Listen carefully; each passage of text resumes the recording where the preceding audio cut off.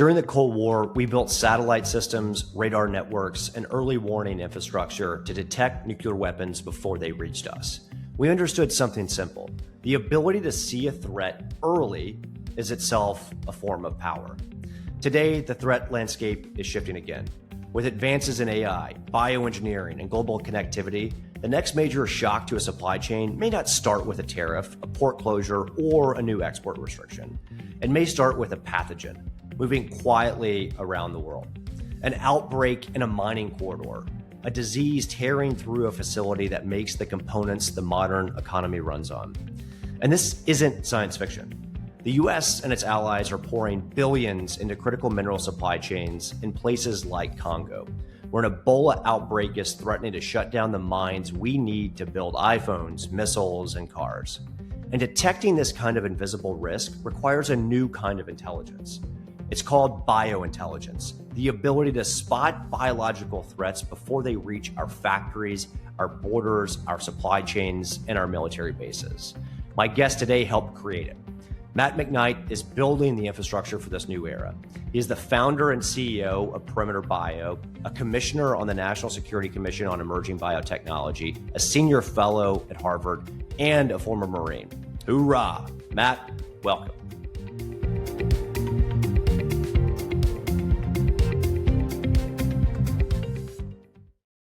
Matt, you were a Marine. You did business development at Palantir. You built Gingko's biosecurity business, and now you've spun out a new company, Perimeter. It's at a particularly unique time as well. There are headlines about hantavirus and renewed global concerns about Ebola. When you see these stories, what do business leaders and policymakers still misunderstand about biological threats? Hey, thanks for having me, Kit. I appreciate it. I think we can start like at a pretty high level, honestly. I think the way to think about biological threats in a digestible way is actually like to take the moment in time we're in. It's not like biological threats haven't existed on the planet for all of human history.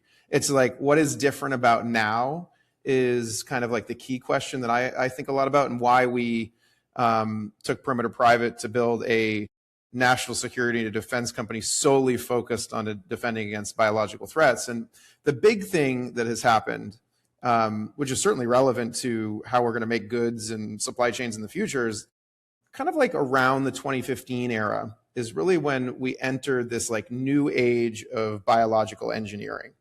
And so like to put that in context, like we took a base science, which we experimented with, humans have goofed around with biology forever, but we really made it something human controllable. Like the early 1900s with chemistry, we went from like, well, we kind of understand the principles to chemical engineering. In the 30s, we did it with physics, from theoretical to practical, made all sorts of crazy stuff. And then like the computer chip in the 1950s, that's just like physics, electrical engineering, plus material science together to make the computer chip, right? And those were like these big technological moments where now humans control this like base science in a way that we can make cool products. So that has like really defined 125 years of economic expansion, those three things, and like massive economic expansion. Biology entered its moment, like the last high school science subject that we haven't made engineerable, in kind of like 2015, when we could like read all the DNA inside of cells. Cells are just like manufacturing platforms. We could write it, we could program cells, we could make all sorts of cool medicines and products. But like what you have to remember is each of those periods, kind of like, I'll go even back to like when we invented the hammer. Like somebody was like, I want to build a house. This is going to be creative for humanity. And somebody else was like, I can beat somebody over the head with this. I'm going to use it as a weapon. Like the same thing happened with chemistry, physics, and the computer chip. The first applications were in warfare. And so like you like take it to its extreme. What's happening is like this acceleration of bioengineering, which is only accelerated by AI. It's on like an exponential curve of change. And so we know that there are threats coming over the horizon. It would be the anomaly in human history. We don't see more and more mistakes, more and more proactive use by bad actors of biology. So there's like a moment to really reset risk around what bio will do. And for us, it's like, well, if you're going to reset risk and you have a bunch of different implications for national security through to our economy, well, what kind of technologies do you have to build to kind of be the basket underneath that to protect us? But I think for people like listening that don't know anything about bio, like you gotta like put it in this context of why is now different. It's not just, oh, maybe there'll be another pandemic or not. No, like in our lifetimes, my next 50 years of my career, like it would be the anomaly in human history that we don't have significant events largely because of the change moment in bioengineering. Like a long start to an answer, but like you've got to like get that in your head to say like, okay, why is this moment different? And then like, why are these things happening? So was it bioengineering or something else that led you over the course of the last few years when you were at a large publicly traded company to say, right now is a time that biosecurity needs to be its own focus for the national security space? Why now? Yeah, I was like seeing what was happening. Oh, by the way, like natural threats are also like massively increasing with global transit, global shipping, global air movement, with climate change, changing the environment. Like these threats are like real too. Like don't get me wrong. I just like look to the arc of it. Yeah, I don't know. For me, it was like, okay, you see bioengineering coming, and it's kind of like in the early 1990s, there was no cybersecurity industry. Nobody was like, oh, there's going to be a $280 billion industry applying these tools of computer science to defense. Like then you had the internet, and you're like, oh wait, we need this whole industry. So for me, it was like, of course, if we're going to have a massively cool bioengineered future, when I was at Gingko, which is where I started before the security side, of course you're going to need an industry to provide capabilities to like literally everybody from governments to factories to the world you live in to secure against this risk profile. And then COVID hit. And so that was like, okay, this is humanity's most recent, I've always thought about it as it's our most recent war against biology, and we have to combat it. And so we just started the business to figure out ways in the context of that heightened crazy risk environment to like use technology to mitigate that risk. And I give examples, but for me, that was like, oh, bioengineering, yes. And then you've got this like existential crisis that really gave us our founding mission to go build technology to counter these threats, whether it's a pandemic or like the more regular stuff. And I think the cybersecurity analogy is awesome. Or, I mean, in our business, the supply chain risk is somewhat analogous, where there was a natural evolution in thinking by policymakers and corporates over time that because there are new tools, there's new capabilities to understand and really get to know a supply chain or bio or cyber or whatever it is, there's new capabilities that need to be brought in to manage and identify that type of risk. And so if I think about, for example, the supply chain world or the trade compliance world, there were all of these national security focused restrictions on businesses in those communities, but the governments were the first ones that really needed to understand how big of a problem some of this was. So for you, are government agencies, are the intelligence use cases affiliated with your technology, is that your first and primary customer base, or are corporates also starting to see why this is important? Yeah, well, I'll tell you about what the kind of our core product is first, which will help people like understand. It's like I was, as you mentioned, I was a Marine Corps officer to start, and in like traditional defense, like kinetic defense, like you see the Andurils of the world, the Palingers of the world, what's going on in Ukraine or Iran, we have this like concept of we have a bunch of sensors that are looking for threats. Like take missile defense in the Gulf right now. They're looking for drones. They're looking for missiles coming in from Iran. And it's an integrated platform where you see a threat, and then there's software and people that are characterizing what that threat is and automatically deciding what interceptors to send to stop that threat. Like we do that really well. We have satellite constellations all around the world for things that we like tangibly see and feel. Like to a first order approximation, our best answer today for biosurveillance or biointelligence generation is kind of like, hey, did somebody see what's going on in the Congo? Like, and somebody gets on a phone or like, oh man, how many cases? Like what?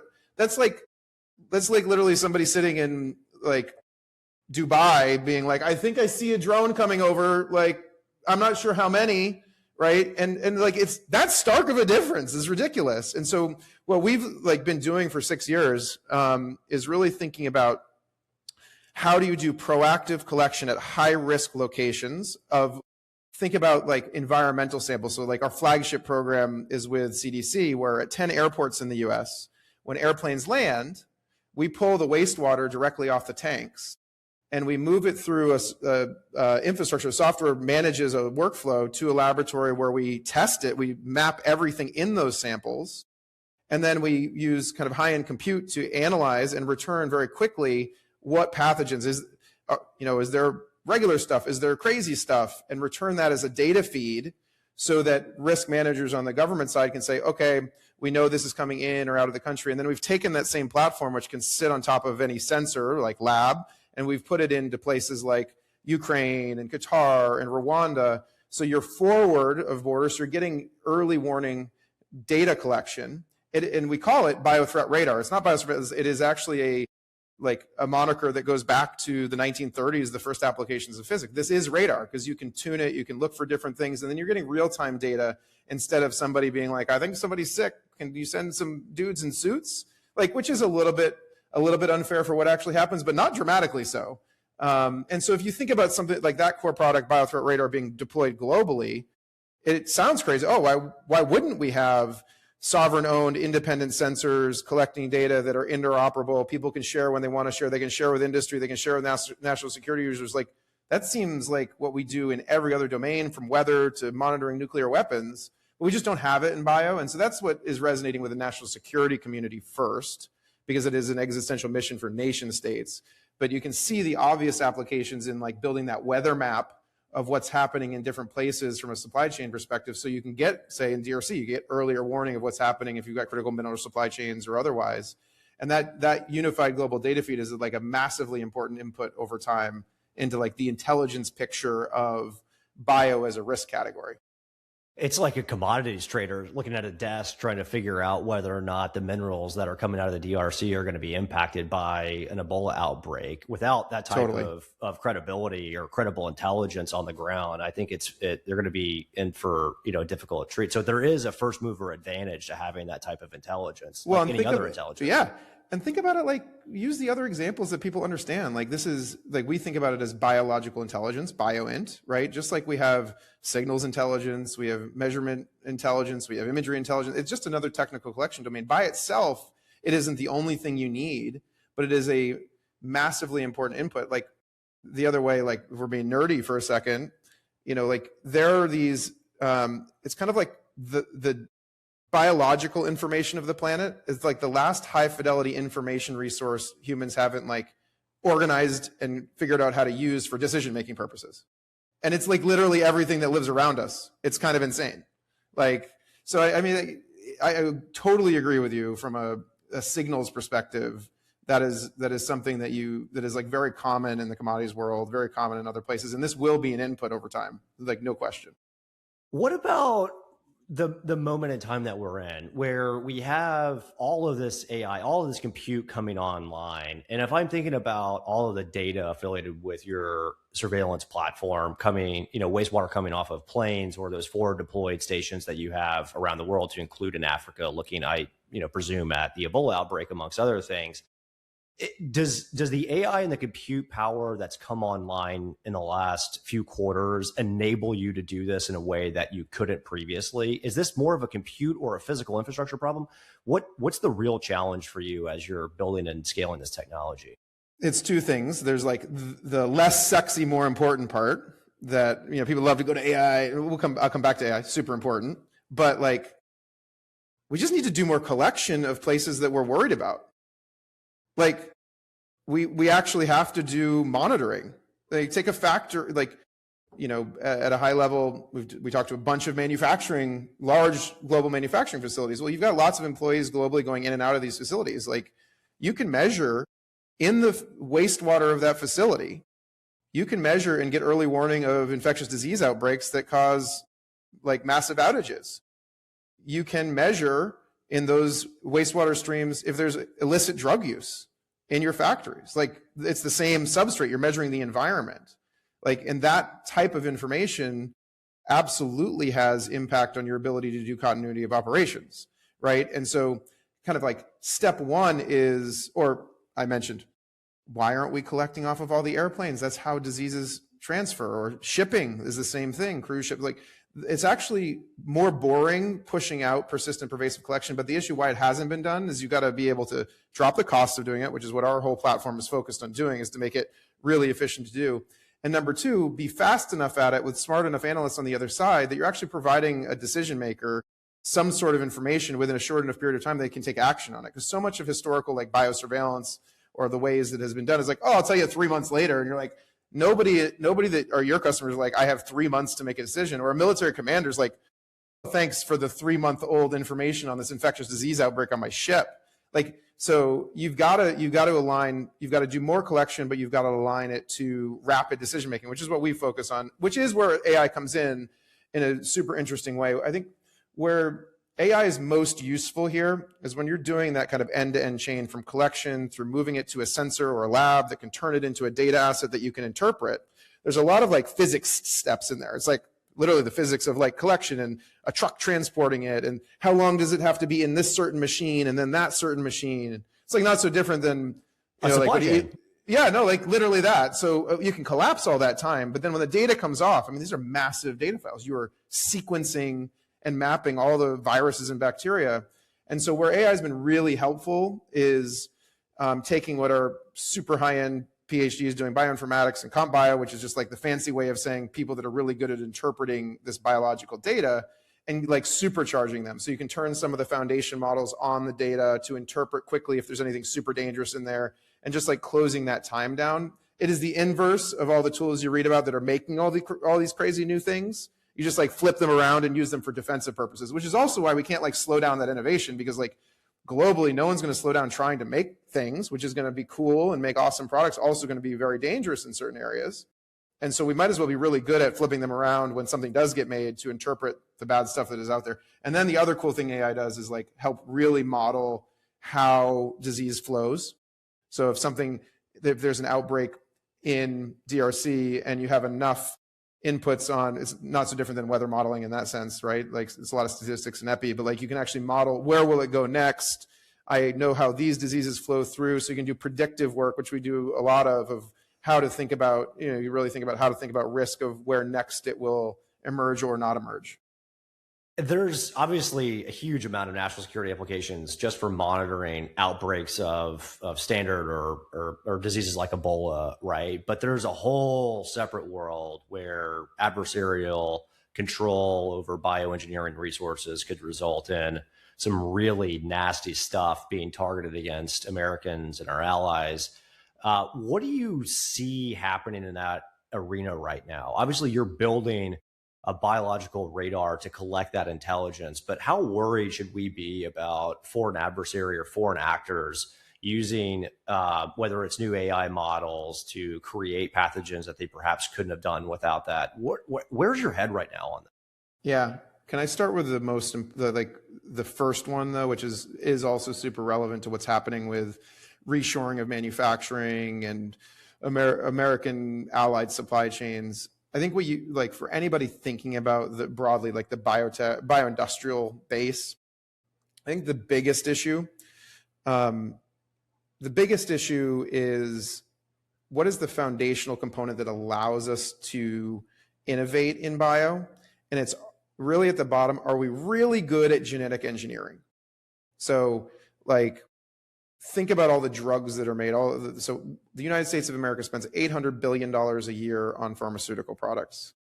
About 48% of that, your listeners will have the exact numbers, are biotech drugs. So they're made from R&D and genetic engineering. Now, everybody thinks of biotech as a drug-based, but drugs are the only one app on genetic engineering, right? You can do things with agriculture, with materials. Think about it as apps on top of a genetic engineering industrial base, if you will, which largely historically in the US has been centered in like Cambridge and San Francisco. That industrial base has been fueled by this like circular thing where VC invests in early biotech, who then discover a drug, do a clinical trial, and then sell to big pharma. They sell, money gets returned to VC. Drugs from big pharma get sold to US taxpayers, $800 billion a year. And then that money is cycled back in really into the genetic engineering industrial base. What's been happening over the last year and a half is that industrial base is being hollowed out because China has figured out a couple things around, yes, base R&D supply chain, but also clinical trials. And then big pharma is just buying assets from China. So like at the geopolitical level, it's competition, but at the foundational level, what that means is Cambridge and San Francisco have a big risk of starting to look like Detroit did during the auto outsourcing crises, right? And we can't let that happen, but that is what's driving the like reshoring conversation broadly. There's obviously everything from clinical trials to manufacturing to genetic engineering, R&D. But I think that is a trend that's not going to turn around. So folks that are like thinking about where supply chains are going, it is going to become, if not friendshoring, directly onshoring, because we can't be in a world 25 years from now where the best genetic engineering in the world is in an adversarial nation. We at least have to be at par. Like that's just, there should be no question about that, because I do not want to have the best cancer medicines held over my head because of some political dispute. Like that is the path we're on if we lose our competitiveness in genetic engineering. So that is one of the like bio threats, is just losing our competitiveness. So I think anybody thinking about that should be, very personal opinion, we have to make sure that we maintain competitiveness on the genetic engineering side. On the threat side, I just go back to the comment I made. It would, and it's not like fear mongering. Like I'm 43, like I got ideally somewhere between 0 and 50 more years of my career. Like it would be the anomaly in human history that we engineer a new technology that is on by the way, on an exponential curve, which really means you can't predict, the slope of the line changes too fast. You can't predict how, this is where my head is. You can't predict what will be made and how it will be made, because bioengineering is going like this, accelerated by AI. So you have to build resilience to be able to respond to the things that happen. And the uniqueness about bio being used is it's not just the like, oh, I'm going to make a plague that's going to kill everybody. It's uniquely suited for use in low-grade areas with layered with misinformation and disinformation. So it's going to be very hard, unless you have exquisite monitoring and biointelligence generating capabilities. It's going to be very hard to pin it on a specific state actor or a rogue actor. That's the attribution problem, which DOW is working really hard to think about. And we all have the example of failure of attribution because we still disagree over whether this was a lab leak or not in Wuhan. To me, that's the single biggest intelligence failure, not since 9/11, which is actually a hard problem, but since 1941, when we failed to trust regular radar with planes coming across the Pacific.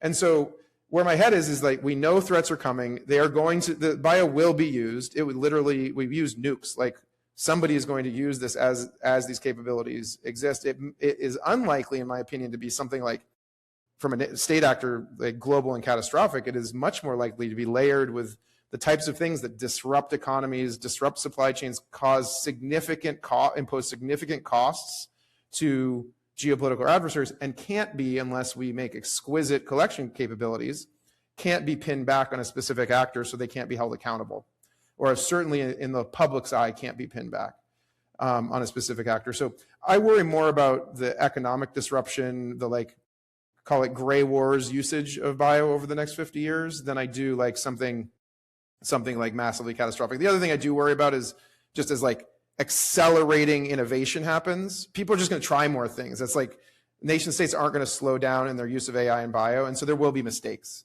There will be mistakes like we've seen across. And I think the push to try to govern and monitor laboratories that are doing dangerous things is like really important, because we know that humans have error, especially in bio, and the more research that's going on, the higher probability that something will happen. But again, that has primarily impacts on like how our globally integrated economy works.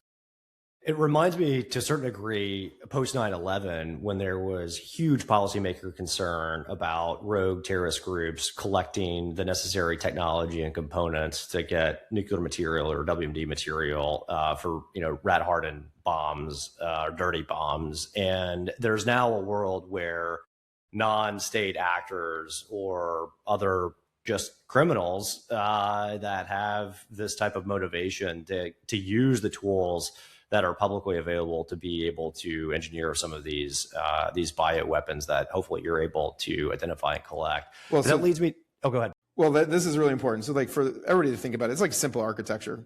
It's like you've got to do better collection and detection to catch things you can. And there's different classes of actors. There's state actors. There's the non-state actors. There's rogue actors. That's not going to catch everything by definition, right? Like it is going to miss things. You have other intelligence collection that can help you with those individual actors otherwise that we're pretty good at.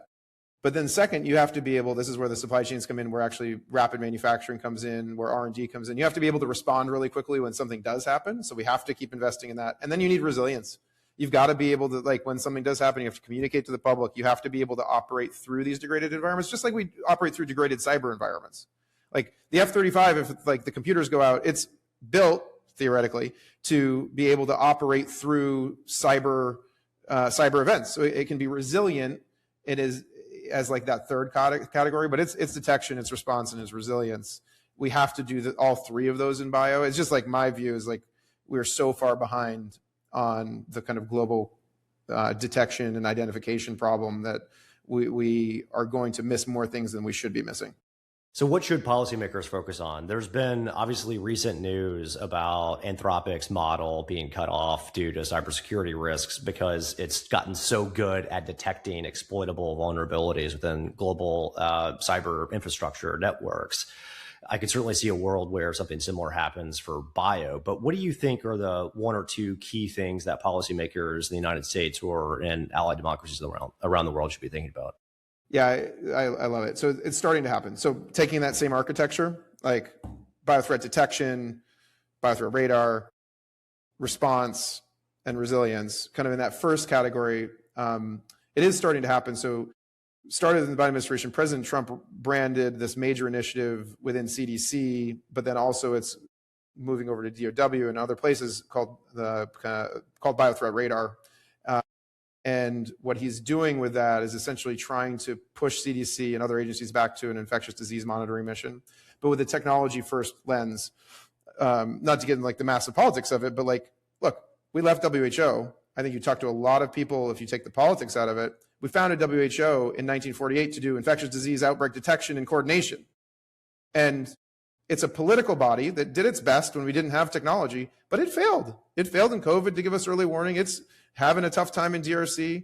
Doesn't mean it shouldn't exist, in my opinion, but it doesn't have a technical foundation. So the US government with its allies pushing for a much more national security oriented technology first global detection system that can then feed into friends and allies and globally into multilateral institutions. I think we have to do that.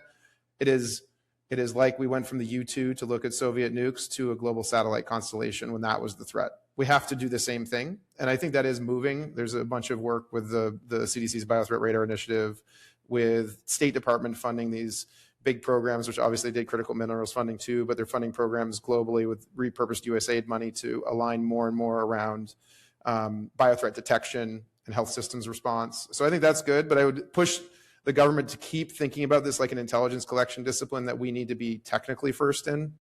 And then second, it is this supply chain stuff, which Todd Young and NSCEB led to really think about how do we make sure that we aren't reliant on other nations for critical medicines.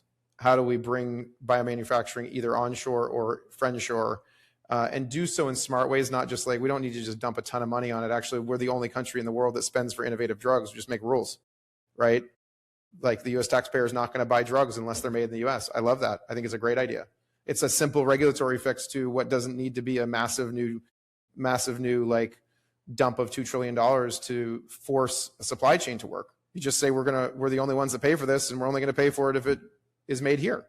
And so I think really being smart about how we spend our money on the only app that works, medicines, will bring those supply chains home. And then we won't be reliant in 20 years or 10 years on fancy drugs from somebody who's at least a geopolitical competitor, who has shown the willingness to use different levers to influence us, and we don't want our medicines to be used that way. So I'd say those two things: one, much more proactive collection and preparation for the biological threats, and then being smart about reshoring, but by using the levers we do have, which is actually our massive spending on drugs. Amen and amen. Matt, it's been awesome to have you on. Last question. What's the favorite book that you've read recently? I love it. Okay, my favorite book of the last 5 years is a book called Tuxedo Park by Janet Bryant Conant. It is about a guy named Alfred Loomis who left Wall Street right before the crash, founded a private physics laboratory because he was just like into the cutting edge of physics. And ultimately, he was the one that brought together pre-Manhattan Project, all the young academics that were physicists. They would do a summer study. They started researching radar. His lab in Tuxedo Park, New York, was then nationalized in World War II to become the MIT Rad Lab. They started launching the first radar systems out of Logan Airport in Boston, wasn't called Logan then, to look for U-boats.